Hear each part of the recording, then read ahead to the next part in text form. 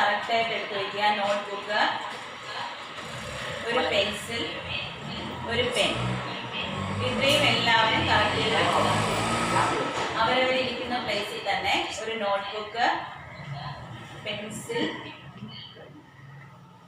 Pen ഇത്രയും എടുത്ത് വയ്ക്കുക. എല്ലാവരും കറക്റ്റായിട്ട് എടുത്ത് വയ്ക്കുക.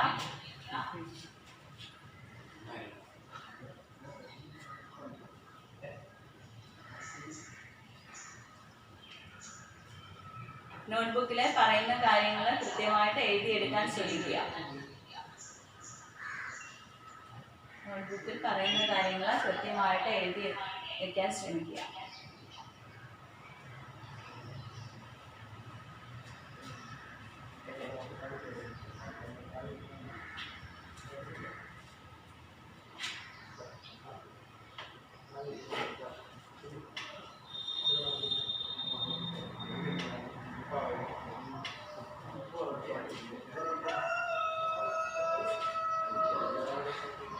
ക്ലാസ് തുടങ്ങാം.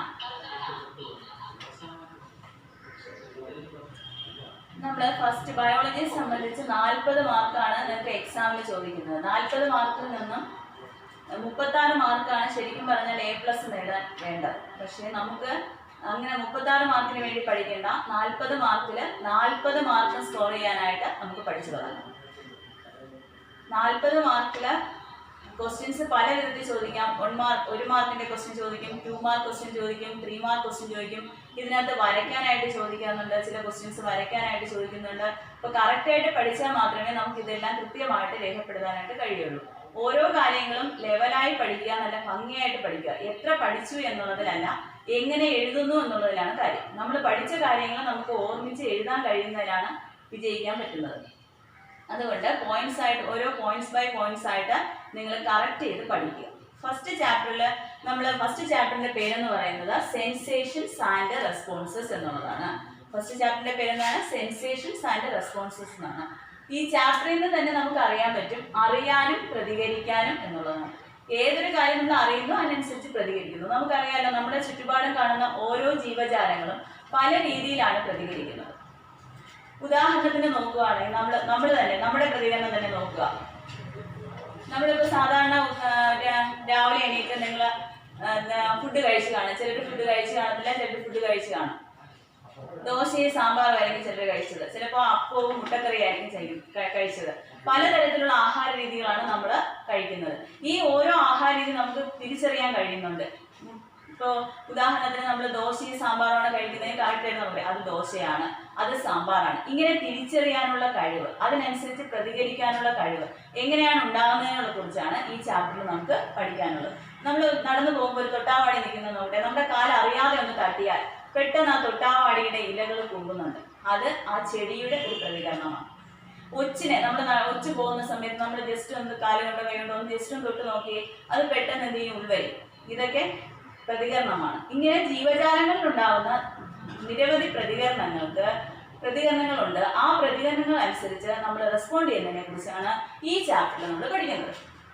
ഫസ്റ്റ് നമുക്ക് എന്താണ് ഈ ഫസ്റ്റ് ചാപ്റ്റർ പഠിക്കാൻ തന്നെ നമ്മൾ സെൻസ് ഓർഗൻസിനെ കുറിച്ച് പഠിക്കണം.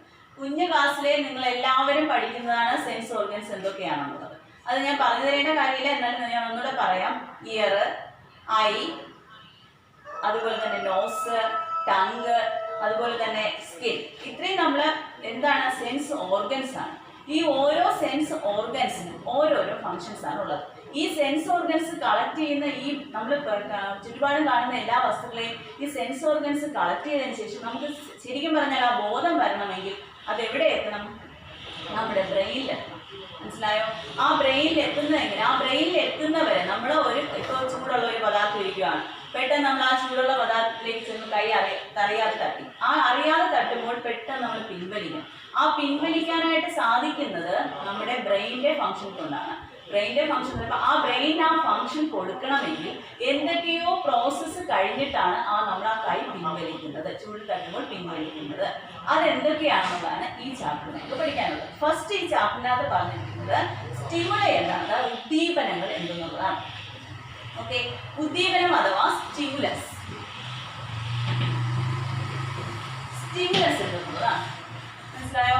സ്റ്റിമുലസ് എന്ന് പറഞ്ഞാൽ the senses that evoke organisms. അതായത് സെൻസസ് ഒരു നമ്മൾ ഏതെങ്കിലും ഒരു ഓർഗാനിസം ഒരു സെൻസ് അനുസരിച്ച് അതിനെ റെസ്പോണ്ട് ചെയ്യുന്നതിനെയാണ് നമ്മൾ എന്തെന്ന് പറയുന്നത്? സ്റ്റിമുലസ് എന്ന് പറയുന്നത്. ഒരു ജീവി എന്ത് ചെയ്യുന്നു? എന്തെങ്കിലും ചുറ്റുപാടിനനുസരിച്ച് പ്രതികരിക്കുന്ന പ്രോസസ്സിനെയാണ് നമ്മൾ എന്തെന്ന് പറയുന്നത്? സ്റ്റിമുലസ് എന്ന് പറയുന്നത്. കഴിഞ്ഞ ക്ലാസ്സിൽ ഞാനത് പറഞ്ഞിട്ടുണ്ടായിരുന്നു. The senses that evoke organisms in response is known as എന്താണ്? സ്റ്റിമുലസ് ആണ്. സ്റ്റിമുലസ് തന്നെ രണ്ട് തരത്തിലുണ്ട്. സ്റ്റിമുലസ് എത്ര തരത്തിലുണ്ട്? രണ്ട് തരത്തിലുണ്ട്. എക്സ്റ്റേണൽ സ്റ്റിമുലസും ഇന്റേണൽ സ്റ്റിമുലസും. എത്ര തരത്തിലുണ്ട് സ്റ്റിമുലസ്? രണ്ട് തരത്തിലുണ്ട്. എക്സ്റ്റേണൽ സ്റ്റിമുലസ് എന്നും ഇന്റേണൽ സ്റ്റിമുലസ് എന്നും. എക്സ്റ്റേണൽ എന്ന് കേൾക്കുമ്പോഴേ നമുക്കറിയാം ബാഹ്യമായി ഉണ്ടാകുന്ന ഉദ്ദീപനങ്ങൾ. ഇന്റേണൽ സ്റ്റിമുലസ് എന്ന് കേൾക്കുമ്പോൾ നമുക്കറിയാം ആന്തരികമായി ഉണ്ടാകുന്ന ഉദ്ദീപനങ്ങൾ. അതായത് പുറമേ ഉണ്ടാകുന്ന. ഇപ്പൊ ടച്ച് എന്തിന് എക്സാമ്പിൾ ആണ്? എക്സ്റ്റേണൽ സ്റ്റിമുലസിന് ഉദാഹരണമാണ്. കോൾഡ് എക്സ്റ്റേണൽ സ്റ്റിമുലസിന് ഉദാഹരണമാണ്. ഇന്റേണൽ സ്റ്റിമുലസ് നമുക്ക് നോക്കാം.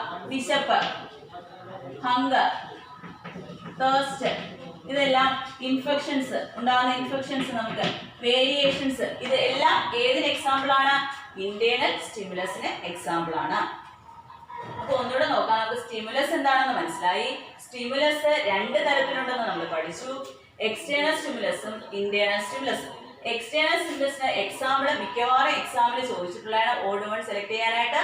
അതിനകത്ത് ടച്ച്, കോൾഡ് ഇതെല്ലാം വരുന്നത് ഇതിനകത്താണ്? എക്സ്റ്റേണൽ സ്റ്റിമുലസിനകത്താണ്. ഇന്റേണൽ സ്റ്റിമുലസിൽ വരുന്നത് ഹങ്കർ, തേഴ്സ്റ്റ്, ഇൻഫെക്ഷൻസ്, വേരിയേഷൻസ് ഇവയെല്ലാം വരുന്നത് എക്സ്റ്റേണൽ സ്റ്റിമുലസിനകത്താണ്. ഓക്കെ.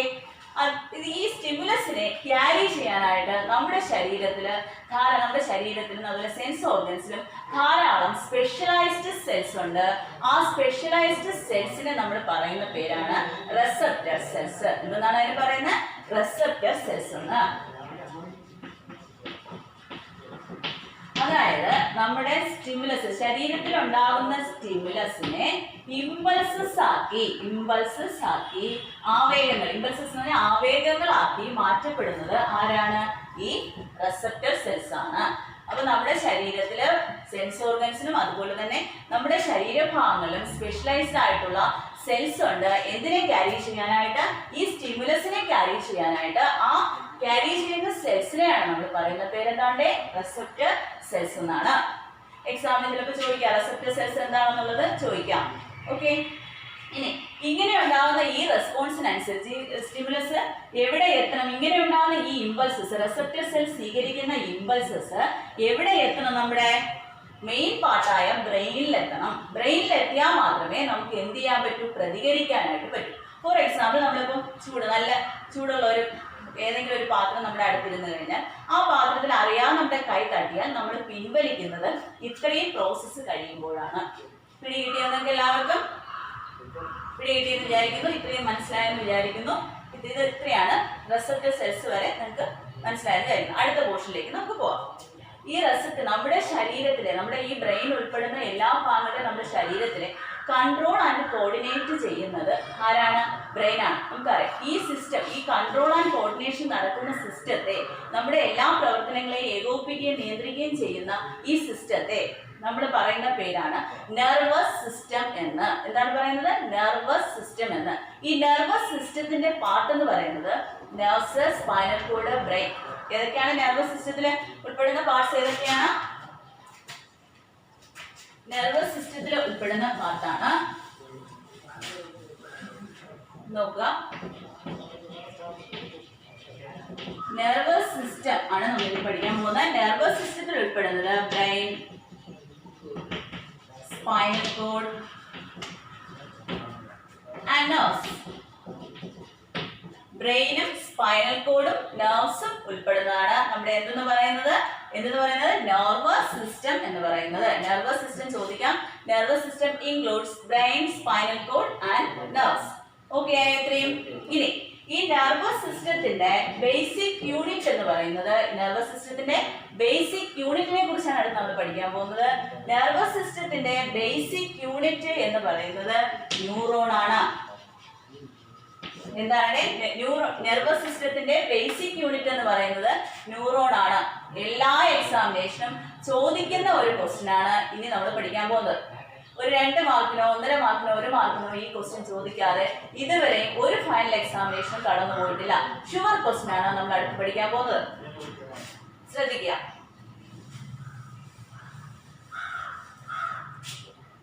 എല്ലാവരും നോട്ട്ബുക്ക് എടുത്ത് സ്വന്തമായിട്ട് പ്ലേസിലേക്ക് നീക്കി വെക്കുക. പെൻസിൽ എടുക്കുക. ഞാൻ വരയ്ക്കുന്നത് പോലെ എല്ലാവരും കൃത്യമായിട്ട് ഇത് വരച്ചെടുക്കുക. ഓക്കെ?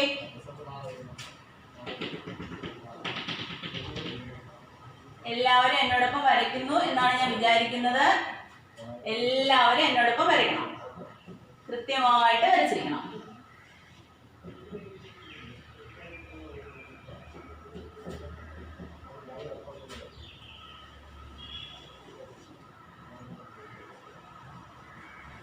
എല്ലാവരും വരച്ചോളൂ.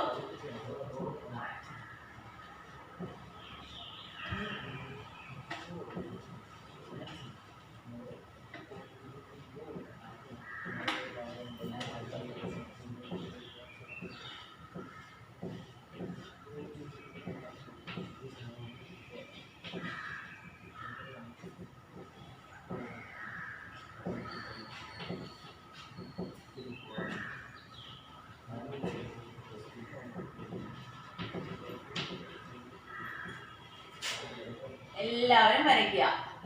നോട്ട്ബുക്കിൽ കൃത്യമായിട്ട് വരച്ചു വയ്ക്കണം. എക്സാമിനേഷന്റെ ഷുവർ ക്വസ്റ്റ്യൻ ആണ് നമ്മളിപ്പോൾ പഠിച്ചുകൊണ്ടിരിക്കുന്നത്. എക്സാമിനേഷന് കൃത്യമായിട്ട് ചോദിക്കാൻ ചാൻസ് ഉള്ളതാണ്. കൃത്യമായിട്ട് വരച്ചെടുക്കുക.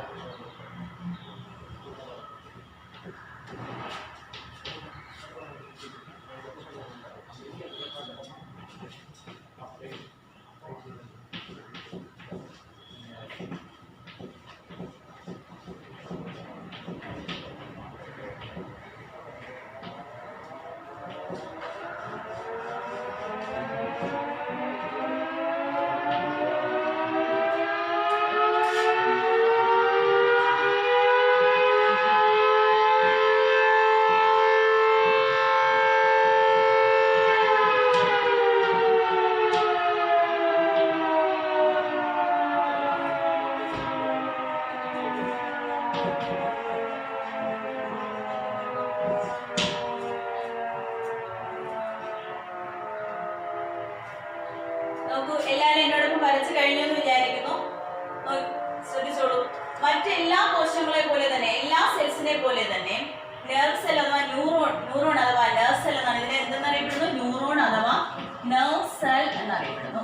ന്യൂറോൺ അഥവാ നെർവ് സെൽ എന്നറിയപ്പെടുന്നു. മറ്റെല്ലാ കോശങ്ങളിലെ പോലെ തന്നെ ഈ ന്യൂറോണിനകത്തും എന്തുണ്ട്? ന്യൂക്ലിയസ് കാണപ്പെടുന്നുണ്ട്. ഇത് കാണപ്പെടുന്നുണ്ട്, ന്യൂക്ലിയസ് കാണപ്പെടുന്നുണ്ട്. അതുപോലെ തന്നെ സൈറ്റോപ്ലാസം കാണപ്പെടുന്നുണ്ട്.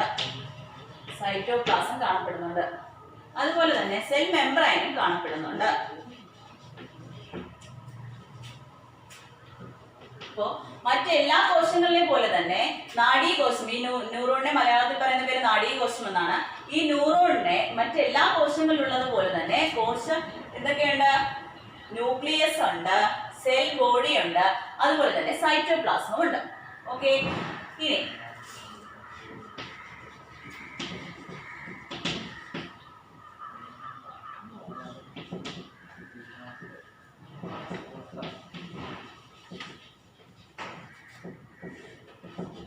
ഓരോ പാർട്ടും നിങ്ങൾ ലേബൽ ചെയ്ത് പോകണം. ഞാൻ വരയ്ക്കുന്നതോടൊപ്പം തന്നെ നിങ്ങൾ ലേബൽ ചെയ്ത് പോവുക.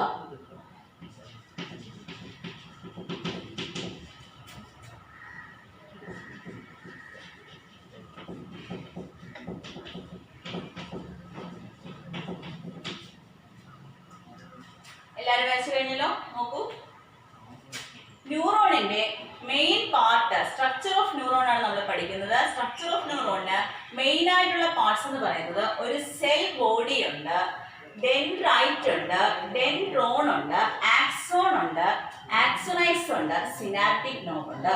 ഒന്നുകൂടെ എല്ലാവരും എന്നോടൊപ്പം പറഞ്ഞോളൂ. Cell body, dendrite, dendron, axon, axonite, synaptic node. എല്ലാവരും എവിടെ ഇരുന്നോ ഒന്ന് പറഞ്ഞു നോക്കൂ. എല്ലാവരും പറഞ്ഞു നോക്കൂ. സ്ട്രക്ചർ ഓഫ് ന്യൂറോണിനെ ഒന്ന് പറഞ്ഞേ. Cell body, dendrite, dendron, axon, axonites and synaptic node. Okay ആണല്ലോ, എല്ലാവരും പറഞ്ഞല്ലോ. സെൽ ബോഡിയിൽ നിന്ന് എറൈസ് ചെയ്യുന്ന സ്മോൾ ബ്രാഞ്ച് നിങ്ങൾ കണ്ടോ, ഇവിടെ നിന്ന് സെൽ ബോഡിയിൽ നിന്ന് സ്മോൾ ബ്രാഞ്ച് ഇതാ എറൈസ് ചെയ്യുന്നുണ്ട്. ഈ സ്മോൾ ബോഡിയെ നമ്മൾ പറയുന്ന ബ്രാഞ്ചസിനെ നമ്മൾ പറയുന്ന പേരാണ് ഡെൻഡ്രോൺ എന്ന്. ഡെൻഡ്രോൺ എന്താണ്? From the cell body arising a small branch. This branch is known as dendron. ഒരു സ്മോൾ ബ്രാഞ്ച് സെൽ ബോഡിയിൽ നിന്ന് എറൈസ് ചെയ്യുന്നുണ്ട്. ആ സ്മോൾ ബോഡിയെ നമ്മൾ പറയുന്ന സ്മോൾ ബ്രാഞ്ചിന് പറയുന്ന പേരാണ് എന്തെന്ന്? ഡെൻഡ്രോൺ എന്ന്. ഈ ഡെൻഡ്രോണിന്റെ ടിപ്പിൽ നിങ്ങൾ again branches, these branches is known as dendrite. ഡെൻഡ്രോണിന്റെ ബ്രാഞ്ചസിനെയാണ് നമ്മൾ എന്തെന്ന് പറയുന്നത്? ഡെൻഡ്രൈറ്റ് എന്ന് പറയുന്നത്. ഡെൻഡ്രോണിന്റെ ബ്രാഞ്ചസിനെ എന്തെന്ന് പറയുന്നു? ഡെൻഡ്രൈറ്റ് എന്ന് പറയുന്നു. നോക്കൂ, അടുത്ത സെൽ ബോഡിയിൽ നിന്ന് ഒരു ഇലോങ്ങേറ്റഡ് ഫിലമെന്റ് സ്ട്രക്ചർ കണ്ടോ, ഇലോങ്ങേറ്റഡ് ആയിട്ടുള്ള ഒരു സ്ട്രക്ചർ ഉണ്ട്. ആ ഇലോങ്ങേറ്റഡ് ആയിട്ടുള്ള സ്ട്രക്ചറിനെ നമ്മൾ വിളിച്ച പേരാണ് ആക്സോൺ എന്ന്. എന്താണ് വിളിച്ചത്? ആക്സോൺ എന്ന്. അപ്പോൾ സെൽ ബോഡിയിൽ നിന്ന് ഒരു ഇലോങ്ങേറ്റഡ് സ്ട്രക്ചർ പോയിട്ടുണ്ട്, കണ്ടല്ലോ. അതായത് ഇതാണ് ഇലോങ്ങേറ്റഡ് സ്ട്രക്ചർ. ഇതാ പോകുന്നു. ഈ ഇലോങ്ങേറ്റഡ് സ്ട്രക്ചർ പറയുന്ന പേരാണ് ആക്സോൺ എന്ന്. കേട്ടോ, ആക്സോണിന്റെ ടിപ്പില് എഗെയിൻ ബ്രാഞ്ചസ്, ആക്സോണിന്റെ ടിപ്പ് എന്ത് ചെയ്യുന്നുണ്ട്? എഗെയിൻ ബ്രാഞ്ച് ചെയ്യുന്നുണ്ട്, വീണ്ടും ബ്രാഞ്ചസ് ആവുന്നുണ്ട്. These branches is known as axonites. ആ ബ്രാഞ്ചസിന് എന്തെന്നാണ് പറയുന്നത്? ആക്സോണൈറ്റ്സ് എന്നാണ് പറയുന്നത്. ആക്സോണൈറ്റ്സിന്റെ ടിപ്പില് സോളൻ പാർട്സ് കണ്ടോ, ചെറിയ ചെറിയ ബബിള് പോലെ ഇരിക്കുന്ന ഭാഗം കണ്ടോ, ഈ ഭാഗത്തിന് നമ്മൾ പറയുന്ന പേരാണ് സിനാപ്റ്റിക് നോബ് എന്ന്. ആക്സോണൈറ്റ്സിന്റെ ടിപ്പിൽ കാണുന്ന ഭാഗത്താണ് നമ്മൾ എന്തെന്ന് പറയുന്നത്? സിനാപ്റ്റിക് നോബ് എന്ന് പറയുന്നത്. നോബിലേക്ക് സ്ട്രക്ചർ പ്രസന്റ് എവിടെയാണ്? Tip of the ആക്സോണൈറ്റ്. ആക്സോണൈറ്റ്സിന്റെ ടിപ്പിൽ കാണുന്ന സോളൻ പാർട്ടിനെ നമ്മൾ എന്തെന്ന് വിളിച്ചത്? സിനാപ്റ്റിക് നോബ് എന്ന് വിളിച്ചു. ഓക്കെ ആണോ എല്ലാവർക്കും? ഫസ്റ്റ് നോക്കുക, ന്യൂറോണിന്റെ ഒരു സെൽ ബോഡി ഉണ്ട്. സെൽ ബോഡിക്ക് അകത്ത് ന്യൂക്ലിയസ് ഉണ്ട്. ന്യൂക്ലിയസ് കൂടാതെ സൈറ്റോപ്ലാസവും ഉണ്ട്. അടുത്ത സെൽ ബോഡിയിൽ നിന്ന് എറൈസ് ചെയ്യുന്ന സ്മോൾ ബ്രാഞ്ചസിനെ നമ്മൾ ഡെൻഡ്രോൺ എന്ന് വിളിച്ചു. ഡെൻഡ്രോണിന്റെ ബ്രാഞ്ചസിനെ നമ്മൾ ഡെൻഡ്രൈറ്റ് എന്ന് പറഞ്ഞു. അടുത്ത സെൽ ബോഡിയിൽ നിന്ന് ഇലോങ്ങേറ്റഡ് ആയിട്ടുള്ള ഒരു പാർട്ട് ഉണ്ട്. ആ ഇലോങ്ങേറ്റഡ് ഫിലമെന്റ് ലൈക്ക് സ്ട്രക്ചറിനെ നമ്മൾ ആക്സോൺ എന്ന് പറഞ്ഞു. ആക്സോണിന്റെ tip again branches, this branches is known as axonites. ആക്സോണൈറ്റ്സിന്റെ ടിപ്പില് സെർട്ടൻ നോബിലൈക്ക് സ്ട്രക്ചർ ഉണ്ട്. ആ നോബിലൈക്ക് സ്ട്രക്ചറിനെ നമ്മൾ സിനാപ്റ്റിക് നോബ് എന്ന് വിളിച്ചു. എല്ലാവരും ഓക്കെ ആണല്ലോ? ന്യൂറോണിന്റെ സ്ട്രക്ചർ എല്ലാവർക്കും മനസ്സിലായെന്ന് വിചാരിക്കുന്നു. ഇനി ഈ ന്യൂറോണിന്റെ സ്ട്രക്ചർ മാത്രം നമ്മൾ പഠിച്ചാൽ പോരാ, ഇതിന്റെ ഓരോ പാർട്ടിന്റെയും ഫങ്ഷൻസിനെ കുറിച്ച് നമ്മൾ പഠിച്ചിരിക്കണം. ഓക്കെ, ഫസ്റ്റ് നമ്മൾ പഠിക്കാനുള്ളത് ഡെൻഡ്രൈറ്റിന്റെ ഫംഗ്ഷൻ എന്താണെന്നാണ്. ഡെൻഡ്രൈറ്റിന്റെ ഫംഗ്ഷൻ എന്ന് പറഞ്ഞാൽ നമ്മൾ ഇമ്പൾസസ് ഉണ്ടാകുന്നു എന്ന് പറഞ്ഞില്ലേ? ഇമ്പൾസസ് അഥവാ ആവേഗങ്ങൾ ഉണ്ടാകുന്നു എന്ന് പറഞ്ഞു. ഈ ആവേഗങ്ങളാണ് ഒരു ന്യൂറോണിൽ നിന്ന് അടുത്ത ന്യൂറോണിലോട്ട് പോയി നമ്മുടെ ബ്രെയിനിലെത്തി നമ്മൾ കാര്യങ്ങൾ തിരിച്ചറിയുന്നത്. അപ്പോൾ ഈ ഇമ്പൾസസിനെ ഒരു ന്യൂറോണിൽ നിന്ന് അടുത്ത ന്യൂറോണിലേക്ക് ഇമ്പൾസസിനെ ക്യാരി ചെയ്യുക എന്നുള്ളതാണ് ആരുടെ ഫംഗ്ഷൻ എന്ന് പറയുന്നത്? ഡെൻഡ്രൈറ്റിന്റെ ഫംഗ്ഷൻ. പിടികിട്ടിയായിരുന്നു?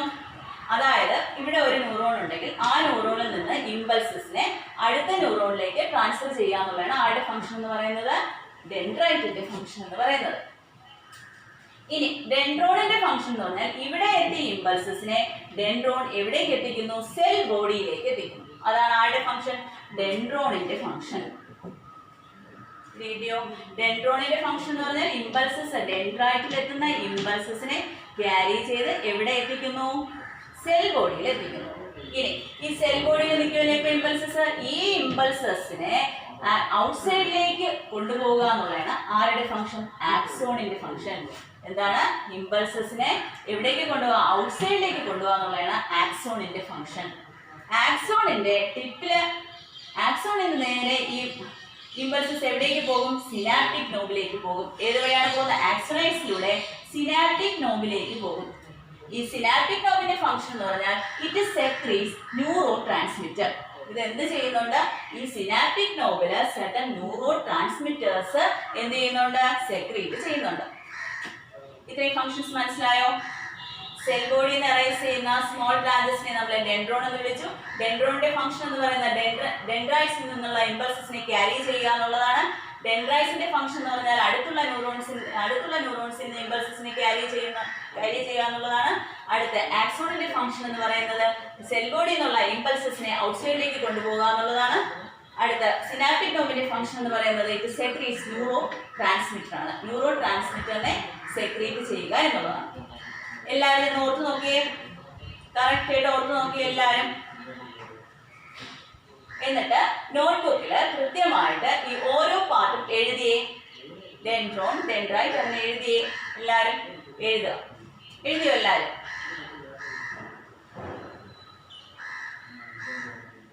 എഴുതിയതിനു ശേഷം ഓരോരുത്തരും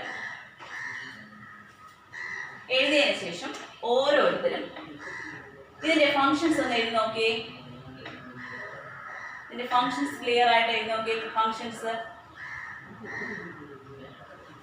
ഫസ്റ്റ് ഫംഗ്ഷൻ എന്തുവാണ്? ഡെൻഡ്രൈറ്റിന്റെ ഫംഗ്ഷൻ അടുത്ത ന്യൂറോൺ, ഒരു ന്യൂറോണിൽ നിന്ന് അടുത്ത ന്യൂറോണിലേക്ക് ഇമ്പൾസസിനെ ക്യാരി ചെയ്യുക.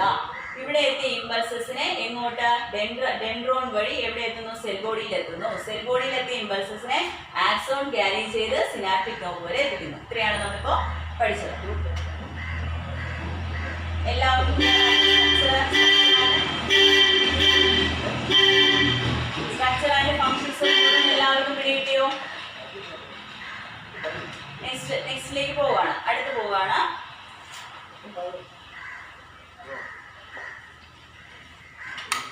ഇനി ഇതിനകത്ത് നമ്മളിപ്പോ പറഞ്ഞ സ്ട്രക്ചർ പറഞ്ഞു. ഇനി ഇവിടെ കണ്ടോ, നമ്മള് ഈ ന്യൂറോണിനെ പൊതിഞ്ഞുകൊണ്ട്, ഈ ന്യൂറോണിനെ കവർ ചെയ്തുകൊണ്ട് മൈലിൻ ഷീത്ത് കാണപ്പെടുന്നുണ്ട്. എന്ത് കാണപ്പെടുന്നുണ്ട്? മൈലിൻ ഷീത്ത് കാണപ്പെടുന്നുണ്ട്. മൈലിൻ ഷീത്ത് കാണപ്പെടുന്നുണ്ട്. മൈലിൻ ഷീത്ത് കാണപ്പെടുന്നുണ്ട്. ന്യൂറോണിനെ കവർ ചെയ്ത് എന്ത് കാണപ്പെടുന്നുണ്ട്? മൈലിൻ ഷീത്ത് കാണപ്പെടുന്നുണ്ട്. Myelin sheath. ഈ മൈലിൻ ഷീത്ത് നിർമ്മിച്ചിരിക്കുന്നത് ധാരാളം ഷോൺ സെൽസ് കൊണ്ടാണ്. എന്തുകൊണ്ടാണ്? ഷോൺ സെൽസ് കൊണ്ടാണ്. ഈ ന്യൂറോണിന്റെ അടുത്ത സ്ട്രക്ചറിനെ കുറിച്ച് ബാലൻസ് ആണ് നമ്മൾ പറയുന്നത്. അടുത്ത ന്യൂറോണിനെ പൊതിഞ്ഞുകൊണ്ട് നമ്മൾ എന്ത് കാണുന്നുണ്ട്? മൈലിൻ ഷീത്ത് കാണുന്നുണ്ട്. ഈ മൈലിൻ ഷീത്ത് എന്തുകൊണ്ടാണ് നിർമ്മിച്ചിരിക്കുന്നത്? Schwann cells. ധാരാളം മൈലിൻ ഷീത്തിൽ ധാരാളം ഷോൺ സെൽസ് കാണപ്പെടുന്നുണ്ട്. ഓക്കെ, ഷോൺ സെൽസ് കാണപ്പെടുന്നുണ്ട്. ഇനി ഈ മൈലിൻ ഷീത്തിന് സർട്ടൻ ഫങ്ഷൻസ് ഉണ്ട്. ഈ മൈലിൻ ഷീത്ത് എന്ന് പറയുമ്പോഴേ നമുക്കറിയാം കവർ ചെയ്തുകൊണ്ടിരിക്കുന്നത്. അപ്പോൾ ആക്സോണിനെ കവർ ചെയ്ത് സംരക്ഷിക്കുക എന്നുള്ളൊരു ഫംഗ്ഷൻ, അതായത് ആക്സോണിനെ ഇന്റേണൽ ഷോക്സിൽ നിന്നൊക്കെ പ്രൊട്ടക്ട് ചെയ്യാനുള്ളത് ഒരു ഫംഗ്ഷൻ മൈലിൻ ഷീത്തിന്റെ. It act as an insulator. ഇതൊരു എന്തായിട്ട് പ്രവർത്തിക്കുന്നുണ്ട്? ഇൻസുലേറ്റർ ആയിട്ട് പ്രവർത്തിക്കുന്നുണ്ട്. അതുപോലെ തന്നെ ഇതിലെത്തുന്ന ഇമ്പൾസസിന്റെ സ്പീഡ് ഇൻക്രീസ് ചെയ്യുക എന്നുള്ള ഫംഗ്ഷനും ആർക്കുണ്ട്? മൈലിൻ ഷീത്തിനുണ്ട്. അതുപോലെ തന്നെ ഓക്സിജനും ന്യൂട്രിയൻസും ആർക്ക് കൊടുക്കുക? ആക്സോണിന് കൊടുക്കുക എന്നുള്ളൊരു ഫംഗ്ഷനും കൂടെ മൈലിൻ ഷീത്തിനുണ്ട്. Sure question for your examination. കൃത്യമായിട്ട് എക്സാമിനേഷന് ചോദിക്കുന്ന ഒരു ക്വസ്റ്റ്യൻ ആണ്. എന്താണ് മൈലിൻ ഷീത്തിന്റെ ഫംഗ്ഷൻ എന്താണെന്നുള്ളതാണ്. മൈലിൻ ഷീത്തിന്റെ ഫംഗ്ഷൻ എന്തൊക്കെയാണ്? അപ്പോൾ it act as an insulator. ഇത് ഇൻസുലേറ്റർ ആയിട്ട് ആക്ട് ചെയ്യുന്നുണ്ട്. പിന്നെ അതുപോലെ തന്നെ എന്ത് ചെയ്യുന്നുണ്ട്? It gives nutrients and oxygen to the axon. ആക്സോണിന് ആവശ്യമായ ഓക്സിജനും പോഷണവും നൽകുക എന്നുള്ളതായിട്ട് ഫംഗ്ഷനാണ് മൈലിൻ ഷീത്തിന്റെ ഫംഗ്ഷനാണ്. അതുപോലെ തന്നെ എക്സ്റ്റേണൽ ഷോക്കിൽ നിന്നൊക്കെ ആക്സോണിനെ പ്രൊട്ടക്ട് ചെയ്യുക എന്നുള്ള ഫംഗ്ഷനും ആർക്കുണ്ട്? മൈലിൻ ഷീത്തിനുണ്ട്. അതുപോലെ തന്നെ ഇതിനകത്തുള്ള ഇമ്പൾസസിന്റെ ഇലക്ട്രിക് ചാർജസ്, ഇമ്പൾസസിന്റെ വേഗത കൂട്ടുക എന്നുള്ളൊരു ഫംഗ്ഷൻ ഇവിടെ ആർക്കുണ്ട്? മൈലിൻ ഷീത്തിന് ഉണ്ട്. ഇത്രയാണ് ഇതിന്റെ ഫംഗ്ഷൻസ് എന്ന് പറയുന്നത്. മൈലിൻ ഷീത്തിന്റെ ഫംഗ്ഷൻസ് എന്ന് പറയുന്നത്. എല്ലാവരും മൈലിൻ ഷീത്തിന്റെ ഫംഗ്ഷൻ ഒന്ന് എഴുതി നോക്കൂ. എല്ലാവരും മൈലിൻ ഷീത്തിന്റെ ഫംഗ്ഷൻസ് ഉണ്ടോ എന്ന് എഴുതി നോക്കുക.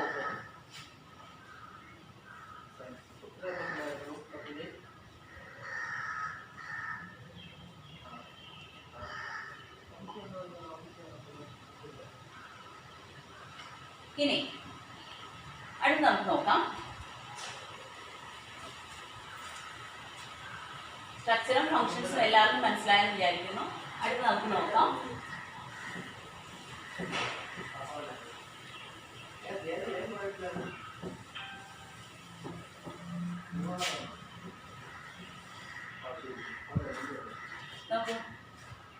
അടുത്ത് നമുക്ക് നോക്കട്ടെ. ഈ മൈലിൻ ഷീത്ത് ഉണ്ടെന്ന് പറഞ്ഞു. ഈ myelin sheath brain,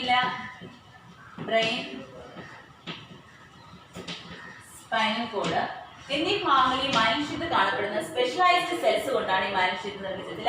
specialised cells കൊണ്ടാണ് ഈ ബ്രെയിനും സ്പൈനൽ കോഡിലും മൈലിനേറ്റഡ് ഷീത്ത് കവർ ചെയ്തിരിക്കുന്ന സെർട്ടൻ സ്പെഷ്യലൈസ്ഡ് സെൽസ് കൊണ്ടാണ്.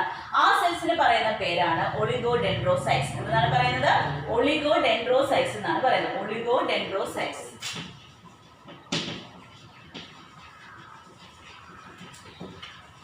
ചിലപ്പോൾ ചോദിക്കാം സ്പെഷ്യലൈസ്ഡ് സെൽസ് മൈലിൻ ഷീത്ത് ബ്രെയിനിലും സ്പൈനൽ കോഡിലും സെർട്ടൻ സ്പെഷ്യലൈസ്ഡ് സെൽസ് ഉണ്ട്. ആ സ്പെഷ്യലൈസ്ഡ് സെൽസിനെ പറയുന്ന പേര് മൈലിനേറ്റഡ് സ്പെഷ്യലൈസ്ഡ് സെൽസ് ഉണ്ട്.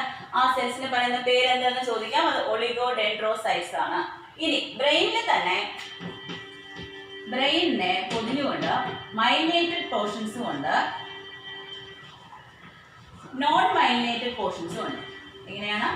മൈലിനേറ്റഡ് പോർഷൻസും ഉണ്ട്, നോൺ മൈലിനേറ്റഡ് പോർഷൻസും ഉണ്ട്. ഈ മൈലിനേറ്റഡ് പോർഷൻസിനെ നമ്മൾ പറയുന്ന പേര് വൈറ്റ് മാറ്റർ എന്നാണ്. White matter. ഈ വൈറ്റ് മാറ്റർ അതായത് ഈ മൈലിന്റെ കളറ് എന്ന് പറയുന്നത് വൈറ്റ് ഷൈനി കളറാണ്. എന്ത് കളറാണ്? വൈറ്റ് ഷൈനി കളറാണ്. ഓക്കെ. അപ്പോൾ വൈറ്റ് മാറ്റർ മൈലിനേറ്റഡ് പാർട്ട് ബ്രെയിനിലെ കവർ ചെയ്തിരിക്കുന്ന മൈലിനേറ്റഡ് പാർട്ടിനെ വൈറ്റ് മാറ്റർ എന്ന് പറയുന്നു. നോൺ മൈലിനേറ്റഡ് ആയിട്ടുള്ള പാർട്ട് ഉണ്ട്, അതിനെ ഗ്രേ മാറ്റർ എന്ന് പറയുന്നു. എന്തെന്ന് പറയുന്നു? ഗ്രേ മാറ്റർ എന്ന് പറയും. ഇത് നമ്മൾ ബ്രെയിൻ പഠിക്കുമ്പോൾ ഡീറ്റെയിൽ ആയിട്ട് പഠിക്കും. ബ്രെയിനിന്റെ സ്ട്രക്ചർ പഠിക്കുമ്പോൾ ഇതെല്ലാം നമ്മൾ ഡീറ്റെയിൽ ആയിട്ട് പഠിക്കും. ഞാൻ ജസ്റ്റ് ഒന്ന് പറഞ്ഞതേ ഉള്ളൂ. ഈ പോർഷനിൽ ബ്രെയിൻ പഠിക്കുമ്പോൾ നമ്മൾ കൃത്യമായിട്ട് കറക്റ്റ് ആയിട്ട് ക്ലിയർ ആയിട്ട് പഠിക്കും. ഓക്കെ. അപ്പോൾ ബ്രെയിനെ സ്പൈനൽ കോഡിനെയും പൊതിഞ്ഞുകൊണ്ട് സ്പെഷ്യലൈസ്ഡ് സെൽസ് ഉണ്ടെന്ന് പറഞ്ഞു. ആ സ്പെഷ്യലൈസ്ഡ് സെൽസിനെ നമ്മൾ പറയുന്ന പേരാണ് ഒളിഗോഡെൻഡ്രോസൈറ്റ്സ്. എന്താണ് പറയുന്നത്? ഒളിഗോഡെൻഡ്രോസൈറ്റ്സ്. അടുത്ത മൈലിനേറ്റഡ് പാർട്ടിനെ നമ്മൾ ബ്രെയിനിൽ കാണുന്ന മൈലിനേറ്റഡ് പാർട്ടിനെ നമ്മൾ എന്തെന്ന് പറഞ്ഞു? വൈറ്റ് മാറ്റർ എന്ന് പറഞ്ഞു. നോൺ മൈലിനേറ്റഡ് പാർട്ടിനെ ഗ്രേ മാറ്റർ എന്ന് പറഞ്ഞു. ഇത്രയും ഓക്കെ ആയല്ലോ എല്ലാവർക്കും? കാണാൻ പറ്റുന്നുണ്ടോ? എഴുതുന്നത് കാണാൻ പറ്റുന്നില്ല. കുറച്ചുകൂടെ മുകളിലോട്ട് എഴുതാം.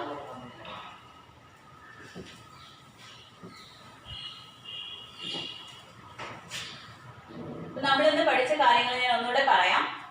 സ്റ്റിമുലസ് എന്താണെന്ന് പഠിച്ചു.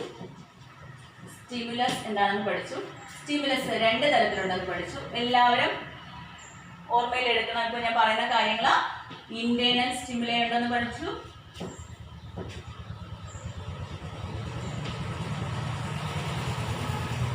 എക്സ്റ്റേണൽ സ്റ്റിമുലസ് ഉണ്ടെന്ന് പഠിച്ചു. അതിന് എക്സാമ്പിൾസും പഠിച്ചു ഇല്ലേ? എക്സാമ്പിൾസും പഠിച്ചു. റെസപ്റ്റർ സെൽസ് എന്താണെന്ന് പഠിച്ചു. റെസപ്റ്റർ സെൽസ് പഠിച്ചു അല്ലേ? നെർവസ് സിസ്റ്റം പഠിച്ചു. നെർവസ് സിസ്റ്റത്തിന്റെ basic unit structural and basic functional and structural unit നമ്മൾ പഠിച്ചു. ന്യൂറോൺ പഠിച്ചു. ന്യൂറോണിന്റെ സ്ട്രക്ചർ പഠിച്ചു, ഫങ്ഷൻ പഠിച്ചു. ലാസ്റ്റ് ഞാൻ ക്വസ്റ്റ്യൻ ചോദിക്കും. എല്ലായിടത്തും ക്വസ്റ്റ്യൻ ചോദിക്കും. കൃത്യമായിട്ട് ഓർത്ത് വെക്കുക. ഓക്കെ. സ്റ്റിമുലസ് എന്താണെന്ന് വെച്ചാൽ ഇന്റേണൽ സ്റ്റിമുലസ് പഠിച്ചു, എക്സ്റ്റേണൽ സ്റ്റിമുലസ് പഠിച്ചു. അതിന് എക്സാമ്പിൾസ് നമ്മൾ പഠിച്ചു. റെസപ്റ്റർ സെൽസ് എന്താണെന്ന് പഠിച്ചു. നെർവസ് സിസ്റ്റം പഠിച്ചു. ന്യൂറോണിന്റെ സ്ട്രക്ചർ ആൻഡ് ഫങ്ഷൻസ് പഠിച്ചു. മൈലിൻ ഷീത്തിന്റെ ഫങ്ഷൻ പഠിച്ചു. ഇത്രയും നമ്മൾ നന്നായിട്ട് ഭംഗിയായിട്ട് പഠിച്ചിട്ടുണ്ട്. അടുത്ത് നമ്മൾ പഠിക്കാൻ പോകുന്നത് ശ്രദ്ധിക്കുക.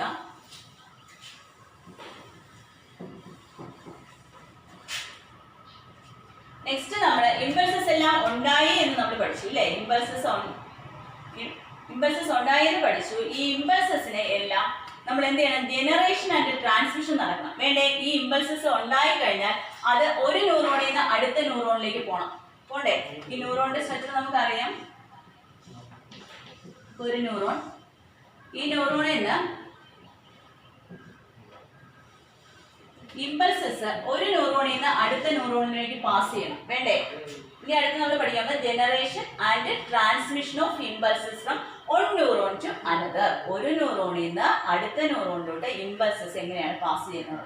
നമ്മൾ പഠിച്ച പ്ലാസ്മ മെംബ്രെയിൻ ഉണ്ടെന്ന് പഠിച്ചു. പ്ലാസ്മ മെംബ്രെയിൻ പ്ലാസ്മ മെംബ്രെയിൻ ഉണ്ടെന്ന് പഠിച്ചു. ഈ പ്ലാസ്മ മെംബ്രെയിൻ പുറത്ത് പോസിറ്റീവ് ചാർജും ചാർജാണ് പോസിറ്റീവ് ചാർജ്. മനസ്സിലായോ? അകത്ത് നെഗറ്റീവ് ചാർജസ് ആണ്. ഓക്കെ. പുറത്ത് ഏത് ചാർജാണ്? പോസിറ്റീവ് ചാർജസും. ഇത് വളരെ ശ്രദ്ധിച്ചിരുന്നാൽ മാത്രമേ മനസ്സിലാവുള്ളൂ. വളരെ ശ്രദ്ധിച്ചിരിക്കുക. ഞാനിപ്പോൾ പറയാൻ പോകുന്ന കാര്യങ്ങൾ നിങ്ങൾ വളരെ ശ്രദ്ധിച്ചിരുന്നാൽ മാത്രമേ മനസ്സിലാവുകയുള്ളൂ. Generation and transmission of impulses ആണ് ഞാൻ പറയാൻ പോകുന്നത്. നെർവസ് സിസ്റ്റം നമ്മൾ പറഞ്ഞു. Nervous system control and coordination ചെയ്യുമെന്നും ആ കൺട്രോൾ ആൻഡ് കോർഡിനേഷൻ ചെയ്യുമ്പോൾ സ്റ്റിമുലസിനെ റെസപ്റ്റേഴ്സ് സ്വീകരിച്ച് റെസപ്റ്റേഴ്സ് ഇമ്പൾസസ് ആക്കി ബ്രെയിനിൽ കൊണ്ട് എത്തിക്കുന്നുണ്ട്. ഈ ഇമ്പൾസസ് ബ്രെയിൻ വരെ എത്തുന്ന സമയമാണ് നമ്മൾ പഠിക്കുന്നത്. ഈ ഇമ്പൾസസിനെ ബ്രെയിൻ വരെ എത്തിക്കുന്ന പ്രോസസ്സാണ് ഇനി നമ്മൾ പറയാൻ പോകുന്നത്. എങ്ങനെയാണ് ഇലക്ട്രിക് ചാർജസ് രൂപപ്പെട്ട് ഈ ഇമ്പൾസസ് പെട്ടെന്ന് എവിടെ എത്തുന്നത്? ബ്രെയിനിൽ പെട്ടെന്ന് നടക്കുന്ന പ്രോസസ്സാണ്. ഒരു ചൂട് തട്ടുമ്പോൾ പെട്ടെന്നാണ് നമ്മൾ കൈവലിക്കുന്നത്. അല്ല ചൂടിൽ വെച്ചുകൊണ്ടിരുന്നിട്ട് കുറെ ആലോചിച്ചിട്ടല്ല നമ്മൾ ചെയ്യുന്നത്. പെട്ടെന്ന് നടക്കുന്ന പ്രോസസ്സാണ്. അത് എങ്ങനെയെന്നുള്ളതാണ്, ഇമ്പൾസസ് എങ്ങനെയാണ് പാസ് ചെയ്ത് പോകുന്നത് എന്നുള്ളതാണ് അടുത്ത് നമുക്ക് പഠിക്കാനുള്ളത്. നോക്കൂ, സ്റ്റിമുലേഷൻ നടക്കുന്ന സമയത്ത് ഇങ്ങനെ നമ്മൾ പറഞ്ഞ പ്ലാസ്മ മെംബ്രെയിന്, ന്യൂറോണിലുള്ള പ്ലാസ്മ മെംബ്രെയിന്റെ ഔട്ടർ പോർഷനിലെ പോസിറ്റീവ് ചാർജസും ഇന്നർ പോർഷനിലെ നെഗറ്റീവ് ചാർജസും ആണെന്ന് പിടിച്ചല്ലോ. ഇതിനകത്ത് സ്റ്റിമുലേഷൻ നടക്കുന്ന സമയത്ത്, ഈ സ്റ്റിമുലേറ്റഡ് ആവുന്ന സമയത്ത് ഇതിന്റെ പർട്ടിക്കുലർ ഏരിയാസിൽ അയോൺസുകളുടെ ഡിഫറൻസ് കൊണ്ട്, അയോൺസുകളുടെ ഡിസ്ട്രിബ്യൂഷൻ കൊണ്ട്, ഈ അയോൺസിന്റെ ഡിസ്ട്രിബ്യൂഷൻ കൊണ്ട് അകത്ത് എന്താവും? അകത്തെ പോസിറ്റീവ് ചാർജസും പുറത്ത് നെഗറ്റീവ് ചാർജസും. അകത്ത് എങ്ങനെയായിരിക്കും? അകത്ത് പോസിറ്റീവ് ചാർജസും പുറത്ത് നെഗറ്റീവ് ചാർജസോ. കാണാൻ പറ്റുന്നുണ്ടോ? കുറച്ചുകൂടെ വലുതായിട്ട്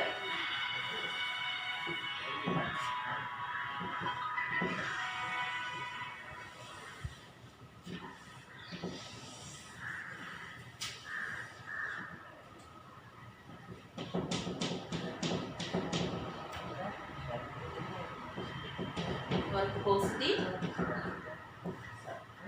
അകത്ത് നെഗറ്റീവ്. പുറത്ത് പോസിറ്റീവ്, നെഗറ്റീവ്.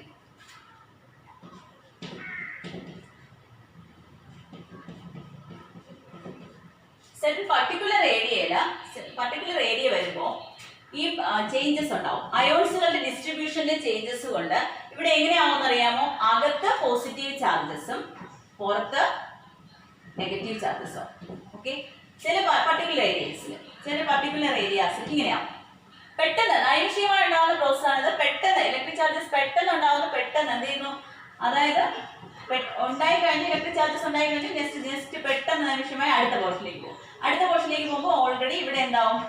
ഇവിടെ ഇതുപോലെ പോസിറ്റീവ്, അകത്ത് നെഗറ്റീവ് ആവും. ഇങ്ങനെ ആയ ആ ഇലക്ട്രിക് ചാർജസ് എവിടം വരെ എത്തും?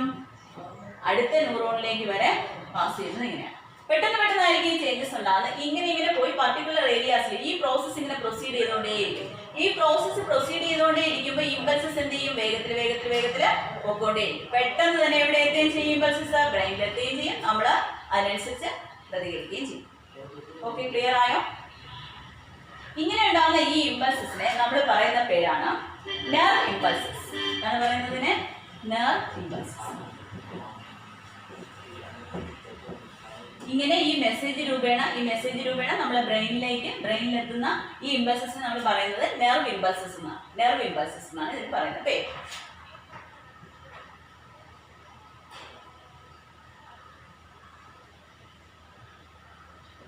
ഇത് ടെക്സ്റ്റ് ബുക്കിൽ കറക്റ്റ് ആയിട്ട്, ഇവിടെ ഇപ്പൊ ബോർഡ് ക്ലിയർ ഇല്ലാത്തതുകൊണ്ടാണ് ടെക്സ്റ്റ് ബുക്കിൽ കറക്റ്റ് ആയിട്ട് വരച്ച് കൊടുത്തിട്ടുണ്ട്. എല്ലാവരും ആ ടെക്സ്റ്റ് ബുക്കിൽ നോക്കി വരച്ചെടുക്കുക കേട്ടോ. ഈ പ്ലാസ്മ മെംബ്രെയിന്റെ, ഈ സെൽ മെംബ്രെയിന്റെ അകത്തും പുറത്തും കാണിച്ചിട്ടുണ്ട് ടെക്സ്റ്റ് ബുക്കിൽ ഭംഗിയായിട്ട്. ടെക്സ്റ്റ് ബുക്ക് പേജ് നമ്പറിൽ 1.2 പേജ് നമ്പർ 10 ടെക്സ്റ്റ് ബുക്കിന്റെ പേജ് നമ്പർ 10 കൃത്യമായിട്ട് ഇത് മനസ്സിലാക്കി വെച്ചു കഴിഞ്ഞാൽ കൃത്യമായിട്ട് നിങ്ങൾക്ക് പഠിക്കാനായിട്ട് സാധിക്കും. ആ ടെക്സ്റ്റ് ബുക്കിലെ 10ാമത്തെ പേജിൽ കറക്റ്റായിട്ട് ഇത് വരച്ച് കൊടുത്തിട്ടുണ്ട്. നിങ്ങൾക്ക് മനസ്സിലായെന്ന് വിചാരിക്കുന്നു. പോർഷൻസ് ഇതാണ് ജനറേഷൻ ആൻഡ് ട്രാൻസ്മിഷൻ ഓഫ് ഇമ്പൾസസിന്റെ ട്രാൻസ്മിഷൻ ആണ്. കംപ്ലീറ്റ് ആയിട്ടില്ല. നമ്മൾ പറഞ്ഞത് ഈ ഇലക്ട്രിക് ചാർജസ് രൂപപ്പെടുന്നത് എങ്ങനെയാ എന്ന് മാത്രമേ നമ്മൾ പറഞ്ഞിട്ടുള്ളൂ. അടുത്ത പാർട്ടിലേക്ക് പോകുമ്പോൾ നമ്മൾ ബാക്കിയുള്ള ഭാഗങ്ങൾ പഠിക്കുമ്പോൾ അത് ക്ലിയർ ആവും. സിനാപ്സ് പഠിക്കുമ്പോൾ ക്ലിയർ ആവും. ഓക്കെ, ഇത്രയും നിങ്ങൾക്ക് മനസ്സിലായെന്ന് വിചാരിക്കുന്നു. അതായത് ഒരു പ്ലാസ്മ മെംബ്രെയിന്റെ ഔട്ട്സൈഡില് പോസിറ്റീവ് ചാർജ് ആയിരിക്കും നോർമലി, അകത്ത് നെഗറ്റീവ് ചാർജസും ആയിരിക്കും. ഇനി പർട്ടിക്കുലർ ഏരിയാസ് എന്താണ് ഇമ്പൾസ് സ്റ്റിമുലേറ്റഡ് ആവുന്ന സമയത്ത് എന്ത് ചെയ്യുന്നുണ്ട്, പുറമേയുള്ള പോസിറ്റീവ് ചാർജസ് പുറമേയുള്ള പോസിറ്റീവ് ചാർജസ് നെഗറ്റീവ് ചാർജ് ആവുകയും അകമേയുള്ള നെഗറ്റീവ് ചാർജസ് പോസിറ്റീവ് ചാർജ് ആവുകയും ഒരു പർട്ടിക്കുലർ ഏരിയ. അത് ഡിസ്ട്രിബ്യൂഷൻ ഓഫ് അയോൺസിന്റെ വേരിയേഷൻ വരും. പോസിറ്റീവ് നെഗറ്റീവ് വന്നാൽ ഉടനെ ഇലക്ട്രിക് കറണ്ട് ഉണ്ടാകും. ആ ഇലക്ട്രിക് ചാർജസിന്റെ ഭാഗമായിട്ട് പർട്ടിക്കുലർ ഏരിയാസിൽ ഇങ്ങനെ ഇമ്പൾസസ് പാസ് ചെയ്ത് പോകും. ഇമ്പൾസസ് പെട്ടെന്നുള്ള മൂവ്മെന്റ് ആണ്, നൈമിഷികമായ മൂവ്മെന്റ് ആണ്, ഇത് മൊമെന്ററി മൂവ്മെന്റ് ആണ്, പെട്ടെന്നായിരിക്കും പോകുന്ന ഇമ്പൾസസ്. ഇത്രയും നിങ്ങൾക്ക് ഓക്കെ ആയെന്ന് വിചാരിക്കുന്നു. അടുത്ത പോർഷനിലേക്ക് പോട്ടെ, സിനാപ്സിലേക്ക് പോട്ടെ.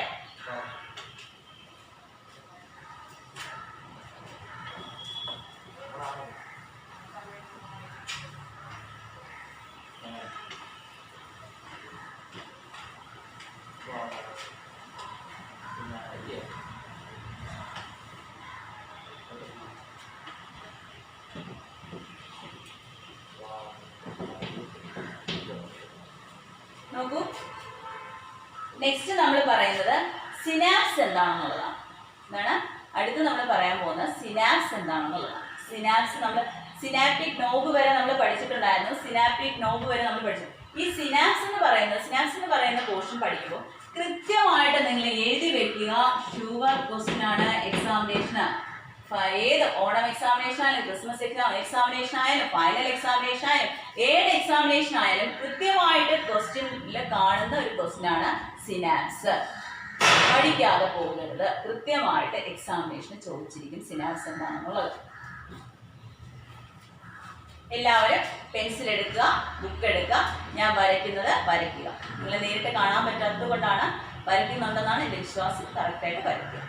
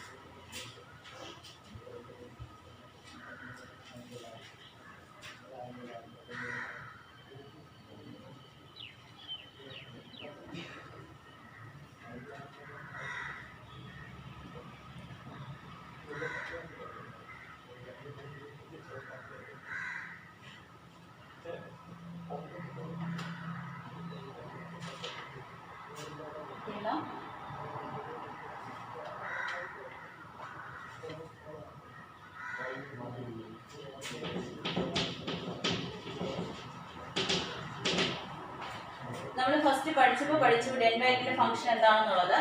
ഒരു സിനാപ്റ്റിക് നോബ്, അതായത് ആക്സോണ് ആക്സോണിന്റെ ടിപ്പിലെ സിനാപ്റ്റിക് നോബ്.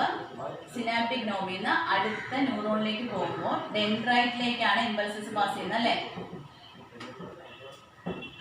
അടുത്ത ന്യൂറോണിന്റെ ഡെൻഡ്രൈറ്റ്, സിനാപ്റ്റിക് നോബിൽ നിന്ന് ഡെൻഡ്രൈറ്റിലോട്ട് ഇമ്പൾസസ് പാസ് ചെയ്യണം.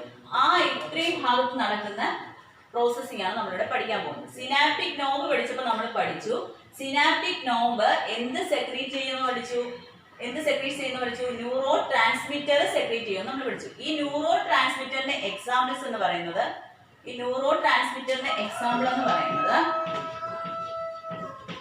അസറ്റൈൽ കൊളൈൻ, ഡോപാമൈൻ, അസറ്റൈൽ കൊളൈനും എന്തിന് എക്സാമ്പിൾ ആണ്? ഈ ന്യൂറോ ട്രാൻസ്മിറ്ററിന്റെ എക്സാമ്പിൾ ആണ്. പരീക്ഷയ്ക്ക് ചോദിക്കാൻ ചാൻസ് ഉള്ള ക്വസ്റ്റ്യൻ ആണ്. അസറ്റൈൽ കൊളൈൻ ആൻഡ് ഡോപാമൈൻ എന്താണ്? ന്യൂറോ ട്രാൻസ്മിറ്റർ ആയിട്ട് ആക്ട് ചെയ്യുന്നുണ്ട്. അതായത് സിനാപ്റ്റിക് നോബിൽ നിന്നുണ്ടാവുന്ന ഈ സിനാപ്റ്റിക് നോബിൽ നിന്ന് എന്തുണ്ടാവുന്നുണ്ട്? ന്യൂറോ ട്രാൻസ്മിറ്റർ സെക്രീറ്റ് ചെയ്യുന്നുണ്ട്. ഈ ന്യൂറോ ട്രാൻസ്മിറ്റർ ഈ രണ്ട് ഡെൻഡ്രൈറ്റിന്റെ ഇടയിലും ഈ ഏതിന്റെ സിനാപ്റ്റിക് നോബിന്റെ ഇടയിലും ഒരു ചെറിയൊരു വിടവ് നിങ്ങൾ കണ്ടോ? ഈ വിടവിന് പറയുന്ന പേരാണ് സിനാപ്റ്റിക് ക്ലെഫ്റ്റ് എന്ന്. ഒരു ക്ലെഫ്റ്റ് കാണുന്നുണ്ട്. ആ ക്ലെഫ്റ്റിന് പറയുന്ന പേരാണ് സിനാപ്റ്റിക് ക്ലെഫ്റ്റ് എന്ന്. ഇവിടെ ഇതിന്റെ രണ്ടിന്റെ ഇടയിൽ കാണുന്ന ഈ വിടവിനെയാണ് നമ്മൾ എന്ത് പറയുന്നത്? സിനാപ്റ്റിക് ക്ലെഫ്റ്റ് എന്ന് പറയുന്നത്. ഈ സിനാപ്റ്റിക് ക്ലെഫ്റ്റിലൂടെ ന്യൂറോ ട്രാൻസ്മിറ്റർ എന്ത് ചെയ്യുന്നുണ്ട്? പാസ് ചെയ്യുന്നുണ്ട്. ഓക്കെ, ന്യൂറോ ട്രാൻസ്മിറ്റർ സെക്രീറ്റ് ചെയ്യുന്നത്. ഈ ന്യൂറോ ട്രാൻസ്മിറ്റർ വഴി എന്ത് ചെയ്യുന്നുണ്ട്? ന്യൂറോ ട്രാൻസ്മിറ്ററിന്റെ എക്സാമ്പിൾസ് ഏതൊക്കെയാണ്? അസറ്റൈൽ കൊളൈനും ഡോപാമൈനും. തൊട്ടടുത്ത ഈ ക്ലെഫ്റ്റ് വഴി ഇലക്ട്രിക് ഇമ്പൾസസ് തൊട്ടടുത്ത ഡെൻഡ്രൈറ്റിലേക്ക് പാസ് ചെയ്യും. അടുത്ത ഡെൻഡ്രൈറ്റിൽ നേരെ ആക്സോണിൽ പോയി അടുത്ത ന്യൂറോണിന്റെ ഇവിടെ പോകും, ഡെൻഡ്രൈറ്റിലേക്ക് പോകും. അങ്ങനെ പാസ് ചെയ്താണ് ഈ ഇമ്പൾസസ് ഇലക്ട്രിക് ചാർജസ് ആയി നമുക്ക് എന്ത് ഇതിന്റെ ഫംഗ്ഷൻ എന്ന് പറയുന്നത് എന്താണ്? ഈ സിനാപ്സിന്റെ ഫംഗ്ഷൻ എന്ന് പറയുന്നത് എന്താണ്? സ്പീഡിനെ റെഗുലേറ്റ് ചെയ്യുക. ഇലക്ട്രിക് ഇമ്പൾസസിന്റെ സ്പീഡിനെയും റേഞ്ചിനെയും എന്ത് ചെയ്യുക? റെഗുലേറ്റ് ചെയ്യുക എന്നുള്ള ഫംഗ്ഷനാണ് ആർക്കുള്ളത്? സിനാപ്സിനുള്ളത്. ഇമ്പൾസസിനെ എന്ത് ചെയ്യുക? റെഗുലേറ്റ് ചെയ്യുക എന്നുള്ളതാണ് സിനാപ്സിന്റെ ഫംഗ്ഷൻ എന്ന് പറയുന്നത്. ഇങ്ങനെ പറയാം, സിനാപ്സ് എന്ന് പറഞ്ഞാൽ എന്താണ്? At the junction between two neuron, രണ്ട് ന്യൂറോൺ തമ്മിലുള്ള തൊട്ടടുത്ത രണ്ട് ന്യൂറോണുകൾ ഇടയിലുള്ള ജംഗ്ഷനെ നമ്മൾ സിനാപ്സ് എന്ന് പറയാം. അല്ലെങ്കിൽ ഒരു മസിൽ സെൽസ് വേറൊരു സെൽസുമായിട്ട് എന്ത് ചെയ്യുന്നുണ്ട്? മസിൽ സെൽസുമായിട്ട് എന്ത് ചെയ്യുന്നുണ്ട്? ന്യൂറോൺ സെൽസ് ഒരു മസിൽ സെല്ലും ഒരു ന്യൂറോണുമായിട്ടുള്ള ജംഗ്ഷനെ നമ്മൾ സിനാപ്സ് എന്ന് പറയാം. അല്ലെങ്കിൽ ഒരു ഗ്ലാൻഡുലാർ സെൽസും ഒരു ന്യൂറോണുമായിട്ടുള്ള ജംഗ്ഷനെ നമ്മൾ എന്തെന്ന് പറയാം? സിനാപ്സ് എന്ന് പറയാം. ഇങ്ങനെ synapse at the junction between two neuron പറയാം. അല്ലെങ്കിൽ at the junction between two എന്താ പറയാ? ഒരു ഗ്ലാൻഡുലാർ സെല്ലും ഒരു ന്യൂറോണും തമ്മിലുള്ള ജംഗ്ഷൻ ആണെന്ന് പറയാം. അതല്ലെങ്കിൽ ഒരു മസിൽ സെൽസും ഒരു ന്യൂറോണും തമ്മിലുള്ള ജംഗ്ഷനെ നമ്മൾ എന്താണ് പറയുന്നത്?